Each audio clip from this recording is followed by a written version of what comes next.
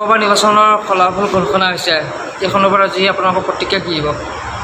নাই, আমি আমাৰ যি লোকসভা নিৰ্বাচনৰ আমি আশানুৰূপভাৱে ভাল ফলাফলে আশা কৰিছিলোঁ আৰু ভাল ফলাফলে আমি পাইছোঁ।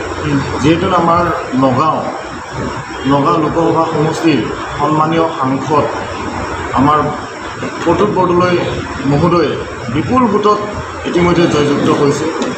তেখেতক আমি জাগিৰোড ব্লক কংগ্ৰেছৰ ফালৰ পৰা আন্তৰিক ধন্যবাদ দিছোঁ। আমাৰ নেতা, আমাৰ সৰ্বভাৰতীয় আমাৰ কংগ্ৰেছ দলৰ নেতা আমাৰ সন্মানীয় ৰাহুল গান্ধী দেৱে দুইটা সমষ্টিত তেখেতে প্ৰতিদ্বন্দ্বী হৈছিলে, আগবাঢ়িছিলে আৰু দুইটাতে তেখেতে বিজয়ী হৈছে, ৱাইনাট আৰু এটা ৰায়বেৰিত। এইটো কাৰণে মই আমাৰ সন্মানীয় কংগ্ৰেছ নেতা, সন্মানীয় সকলোৰে প্ৰিয় নেতা ৰাহুল গান্ধী দেৱকো আমি জাগিৰোড ব্লক কংগ্ৰেছৰ ফালৰ পৰা আন্তৰিক ধন্যবাদ দিছোঁ।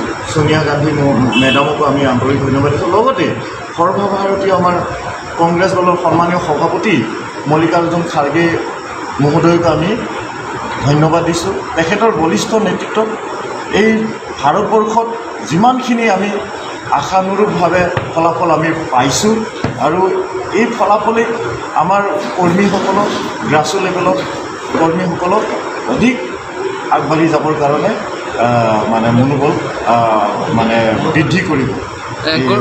গৌৰৱ গগৈ জিকিলে আমি আকৌ এজন আমি এই অসমৰ কণ্ঠ, অসমৰ স্বাভিমান আমাৰ গৌৰৱ গগৈ ডাঙৰীয়াও বিপুল ভোটত জয়যুক্ত হৈছে।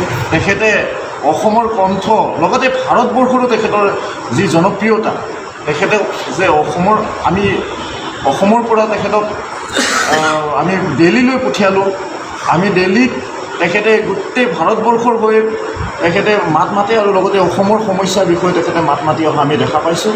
আমি এইবাৰো তেখেতেই অসমৰ হৈ মাত মাতিব আৰু আমি তেখেতক আমাৰ সন্মানীয় প্ৰয়াত মুখ্যমন্ত্ৰী তৰুণ গগৈ ছাৰৰ সুযোগ্য সন্তান, তেখেতক আজি এইবাৰ তেখেতক যিমানখিনি পৰাজয় কৰিবৰ কাৰণে চেষ্টা কৰিছিল তেওঁলোকে নোৱাৰিল আৰু তেখেতৰ প্ৰচেষ্টাত তেখেতে গৌৰৱ গগৈ মহোদয়ৰ প্ৰচেষ্টাত তেখেতে বিপুল ভোটত বিজয়ী হৈছে। আমি তেখেতলৈ ধন্যবাদ দিছোঁ। আৰু আমাৰ সন্মানীয় ধুবুৰীৰ যি নৱনিৰ্বাচিত সাংসদ, প্ৰাক্তন মন্ত্ৰী তথা চামগুৰিৰ সমষ্টিৰ সন্মানীয় বিধায়ক ৰকিবুল হুছেইন মহোদয়কো আমি ধন্যবাদ দিছোঁ। তেখেতে যিজন সাংসদ UDFৰ তেখেতক পৰাজয় বৰণ কৰিলে, বিপুল ভোটত তেখেতে জয়যুক্ত হৈছে। তেখেতকো আমি ধন্যবাদ দিছোঁ আৰু আমাৰ এইখিনিয়ে ক'বলৈ